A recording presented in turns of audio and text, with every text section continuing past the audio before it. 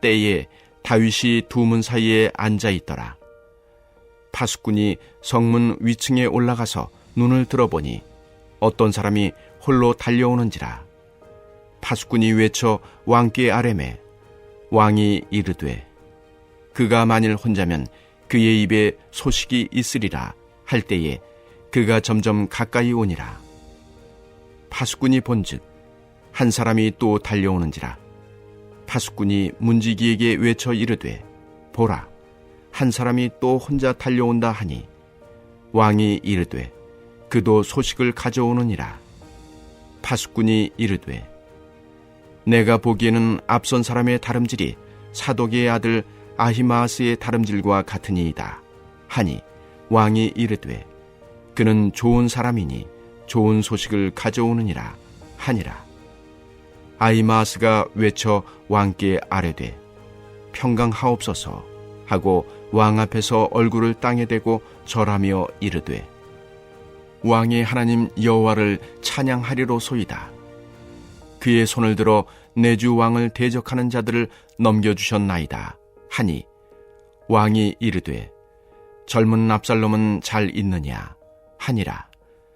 아히마아스가 대답하되 요압이 왕의 종 나를 보낼 때에 크게 소동하는 것을 보았사오나 무슨 일인지 알지 못하였나이다 하니 왕이 이르되 물러나 거기 서 있으라 하매 물러나서 서 있더라. 구스 사람이 이르러 말하되 내 주 왕께 아랠 소식이 있나이다. 여호와께서 오늘 왕을 대적하던 모든 원수를 갚으셨나이다 하니 왕이 구스 사람에게 묻되 젊은 압살롬은 잘 있느냐? 구스 사람이 대답하되 내 주 왕의 원수와 일어나서 왕을 대적하는 자들은 다 그 청년과 같이 되기를 원하나이다 하니 왕의 마음이 심히 아파 문 위층으로 올라가서 우니라. 그가 올라갈 때에 말하기를 내 아들 압살롬아, 내 아들 압살롬아, 차라리 내가 너를 대신하여 죽었다면 압살롬 내 아들아 하였더라. 할렐루야. 오늘도 말씀을 통해 하나님의 마음을 깨달아 나아가는 귀한 성도님들 되기를 주님의 이름으로 축복합니다. 오늘 나눌 말씀 이전의 상황은 모두 아시는 바와 같이 다윗의 아들 압살롬이 반역을 일으키는 과정입니다. 압살롬의 사람들은 다윗을 죽이려는 계획을 세우고 압살롬 자신은 아버지 다윗의 후궁들과 동침을 하며 다윗을 조롱합니다. 말도 안 되는 행동을 하였지만 압살롬이 말을 하면 이스라엘 장로들도 다 그 말을 옳게 여겼다고 합니다. 그만큼 대세는 압살롬에게 기운 것처럼 보이기도 했습니다. 그와 더불어 이미 죽은 사울의 족속들도 여전히 다윗을 미워하고 있었고 아들 압살롬의 손에 죽게 될 거라 저주하기도 했습니다. 이런 상황 가운데 다윗은 도망자의 신세가 되고 말지요. 그러나 불행 중 다행으로 이중첩자였던 후세를 통해 다윗은 무사히 요단을 건너 목숨을 부지하게 되었습니다. 그리고 다윗을 죽이려던 아히도벨은 작전이 실패하자 고향으로 돌아가 스스로 목숨을 끊게 되었지요. 이후에 압살롬과 그의 사람들도 요단을 건너가 길르앗 땅에 진을 치고 결전을 치를 준비를 합니다. 물론 다윗도 요압과 아비새 이때를 앞세워 준비합니다. 그런데 압살롬의 살교와는 사뭇 다른 분위기가 연출되지요. 다윗은 압살롬을 너그러이 대우하라고 모든 사람 앞에서 지시합니다. 명령을 들은 요압은 왕의 아들인 압살롬을 죽일 수 없었지만 전쟁에 나선 젊은 청년들은 그러지 못했고 결국 압살롬을 에워싸고 죽이게 됩니다. 그러고 난 뒤의 상황이 바로 오늘 본문입니다. 오늘 우리가 읽은 24절을 보면 다윗은 두 문 사이에 앉아 있다고 나옵니다. 여기서 성문이란 외 성문과 내 성문을 일컫는 말인데 다윗이 지정된 처소에 있지 않고 성문에 나와 있는 것으로 보아 압살롬의 소식을 애타게 기다리는 것을 짐작할 수 있습니다. 사실상 압살롬의 반란군을 제압하는 데는 큰 힘이 들지 않았을 것입니다. 다윗의 정예병은 잘 조직되어 있었고 숙련된 용사들이었던 데 반해 압살롬의 군대는 급히 조직되어 조직이나 훈련이 미흡했기 때문입니다. 그래서 다윗의 관심사는 애초에 승전 여부가 아니었습니다. 그의 유일한 관심은 오직 그의 아들 압살롬의 안부였습니다. 그때 사독의 아들 아히마아스가 도착했고 전쟁에 승리했음을 알려왔습니다. 그런데 다윗은 기뻐하거나 마음을 놓는 것이 아니라 대뜸 압살롬의 안부를 묻습니다. 아히마아스는 다윗의 이 반응에 움찔했을지도 모릅니다. 어쩌면 지금까지 승전을 전하고 함께 축하하며 다윗의 눈에 들 것이라고 예상했는데 승전에는 관심도 없고 그저 아들 압살롬의 안부를 먼저 묻는 다윗의 모습을 보며 소동이 있었던 것은 보았지만 무슨 일이 있었는지는 알지 못한다며 얼버무리고 맙니다. 그리고 두 번째로 구스 사람이 다윗에게 소식을 가져왔습니다. 왕을 대적하던 모든 원수를 갚으셨다고 하며 또다시 승전보를 전합니다. 그런데 이번에도 다윗은 승전의 소식에는 대꾸도 하지 않고 이전과 마찬가지로 압살롬의 안부를 묻습니다. 구스 사람은 압살롬이 죽었다는 말을 직설적으로 하지 않고 다윗을 대적하는 자들은 다 압살롬처럼 되기 바란다고 에둘러 대답합니다. 아히마아스와 마찬가지로 구스 사람도 다윗의 표정과 말투에서 압살롬이 죽었다는 직접적 언급을 해서는 안 되는 분위기를 직감했던 것 같습니다. 그러나 다윗은 그 말을 즉시 알아차렸고 감정을 주체하지 못하는 모습을 보입니다. 33절에 보면 마음이 심히 아파에서 쓰인 히브리어 라가즈는 슬픔, 노여움, 두려움 등의 감정 때문에 몸을 떠는 모습을 가리킵니다. 그만큼 아들을 잃은 다윗의 감정을 이 단어에서 우리는 느낄 수 있습니다. 과거 삼국시대나 고려시대, 조선시대에도 사실 이러한 일들이 많았다는 것을 모두 알고 계실 것입니다. 왕에게 반역을 하면 그 사람이 자식이 됐건 형제가 됐건 스승이건 심지어 조강지처도 내쫓고 그 가문을 멸하는 일이 우리 한국사에서는 다반사였습니다. 그렇게 왕의 자리는 외로운 자리이기도 했고 경우에 따라서는 냉정하고 잔인해야만 했던 자리였습니다. 그 왕의 자리를 잘 지켜내야 더 이상의 소모적인 전쟁이나 힘겨루기를 멈출 수가 있었고 그제서야 백성들이 편안해질 수도 있었기 때문입니다. 그런데 오늘 다윗은 뭔가 달랐습니다. 죽어 마땅한 반역자인 압살롬을 반역자 이전의 아들로서 너그럽게 대우하라고 모든 백성 앞에서 공식적으로 명령한 것입니다. 반역자이긴 하지만 나는 내 아들을 사랑하니 함부로 죽이지 말아달라는 요청을 한 것입니다.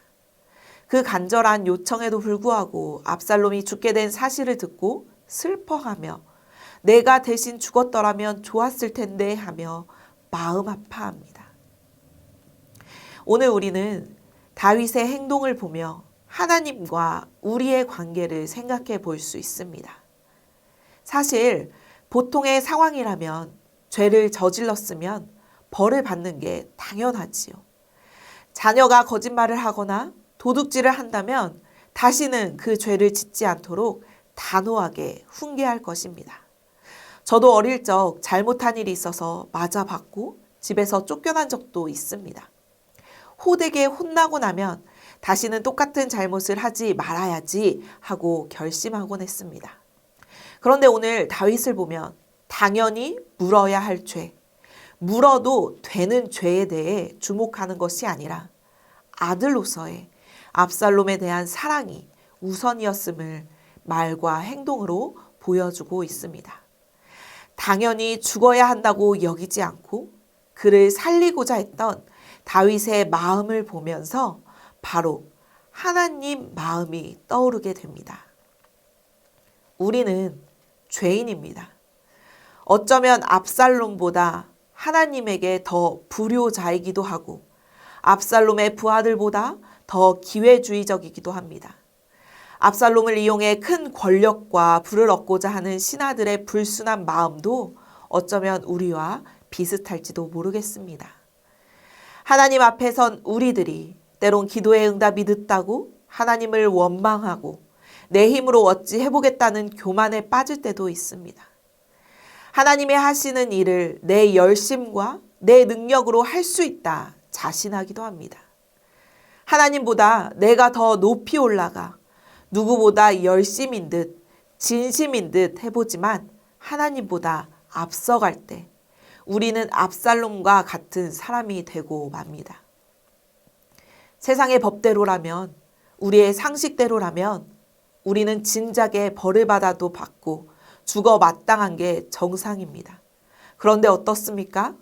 우리 모두는 무사히 오늘도 이렇게 하나님 말씀 앞에 서 있지 않습니까?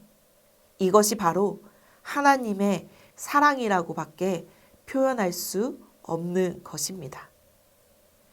압살롬은 반역자에 아버지를 죽여서라도 권력을 갖겠다는 어리석고 죄악된 마음을 품은 그야말로 원수 같은 자식이었습니다. 그러나 다윗은 그런 아들조차도 사랑하고 연민의 마음을 가지고 있었습니다. 우리도 역시 날마다 죄에 직면해야만 하는 부족한 죄인입니다. 바울의 고백처럼 오라 나는 공고한 자로다 하는 고백을 매일 매 순간에도 부족한 공고한 자들입니다.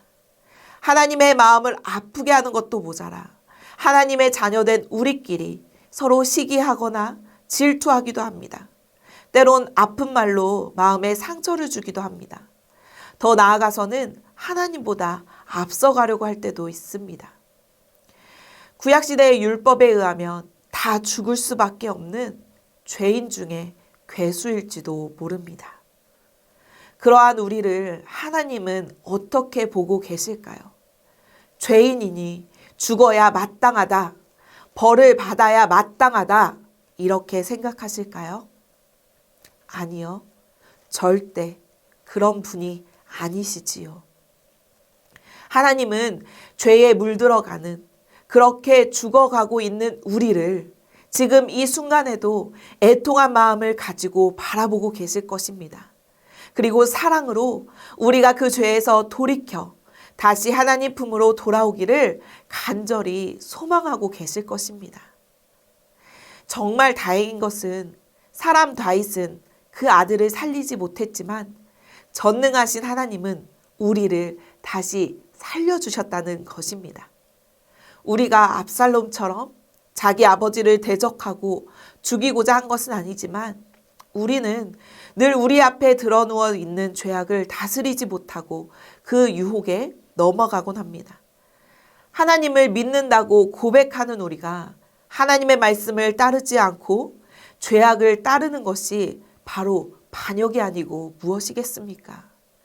그런 반역자여도 하나님은 우리를 여전히 사랑하시고 애통한 마음으로 우리를 주목하고 계신다는 것입니다. 저는 왜 오늘 본문이 구약 성경에 기록되어 있을까 고민해 보았습니다. 이 말씀을 통해 하나님이 우리에게 말씀하고자 하시는 것이 무엇인가 한참을 생각했습니다. 그리고 다윗과 압살롬의 관계를 통해 하나님과 나와의 관계, 실제 일어나고 있는 그 관계가 어떠한지 조금은 깨달을 수 있었습니다.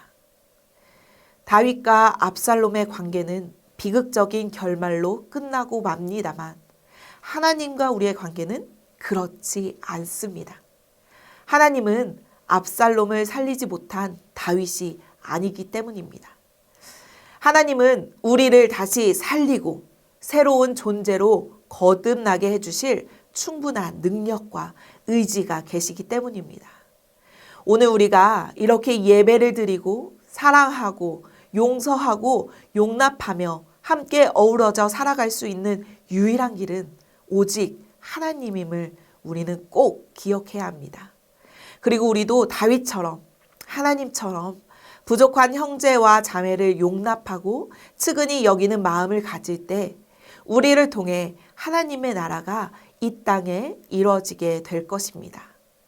다윗은 압살롬에 대한 애정을 통해 자신을 반대하고 저주하며 죽이려던 모든 사람들을 끌어안을 수 있었습니다. 능지처참으로 다스려도 모자란 그 압살롬을 그렇게 해도 아무 문제가 되지 않을 일, 상식적인 일을 뒤로하고 어리석어 보이지만 하나님 아버지의 마음으로 그 사랑의 마음으로 아들의 죽음에 아파했습니다. 그 마음이 백성들에게 전해졌을까요? 다윗은 당대는 물론 오늘날 우리에게도 위대한 왕으로 기억될 수 있었습니다. 다윗이 해야 할 일을 했다면 아직 남아있는 사울의 잔당 압살롬을 지지했던 백성들과 여전히 적이 될 수밖에 없었을 것입니다. 그러나 사랑이 있었기에 그들도 용납할 수 있었고 끌어안을 수 있었던 것입니다. 하나님은 우리를 너무나도 사랑하셔서 예수 그리스도를 통해 우리 인류를 구원하시고 우리를 살리셨습니다. 하나님의 마음을 가지고 새로 얻은 그 삶으로 누군가를 사랑하고 용납하고 헌신하는 것으로 사용한다면 결코 어울릴 수 없고 너무나도 다른 성향을 가진 우리가 하나님 안에서 하나가 될 수 있습니다. 사자와 어린이가 함께 뒹굴며 놀듯 독사굴에 손을 넣어도 물지 않듯 우리가 사는 이 세상은 천국이 될 것입니다. 사랑하는 전주 안디옥교회 성도 여러분, 다윗은 사랑과 용서로 적과 친구가 되었습니다. 하나님은 죄악된 우리를 사랑으로 친히 인간의 몸으로 오셔서 우리의 친구가 되어 주셨습니다. 그 좋은 친구를 가진 우리는 어떻게 살아야 할까요? 옳은 말은 하기 쉽지만 좋은 말을 건네기는 쉽지 않습니다. 그러나 잘못을 따지기 전에 좋은 말로 상대방의 길을 살려줄 때 우리의 만남들은 그 현장은 천국이 될 것입니다. 그 천국을 경험하게 하는 것이 바로 전도입니다. 교회 안에서, 가정에서, 또 직장에서, 사회에서 우리는 사랑해야 합니다. 전도해야 합니다. 우리 모두 하나님의 사랑을 힘입어 하나님 마음을 가지고 하나님의 전도자가 되어 하나님 나라와 하늘의 뜻을 이 땅에 이루어가는 귀한 성도님들이 되시기를 주님의 이름으로 간절히 축원합니다. 이 시간 함께 기도하기를 원합니다. 하나님 아버지의 마음을 알아 우리도 사랑의 마음을 가지고 서로 용서하고 용납하며 하나님 나라와 하늘의 뜻을 이 땅 가운데 이루어가며 살아가게 하옵소서. 다음 세대를 위한 새 성전 건축의 본 설계가 잘 끝나게 하시고 하나님께서 인도하시는 대로 나아가게 하옵소서. 우리 이 시간 한 마음으로 함께 기도하겠습니다.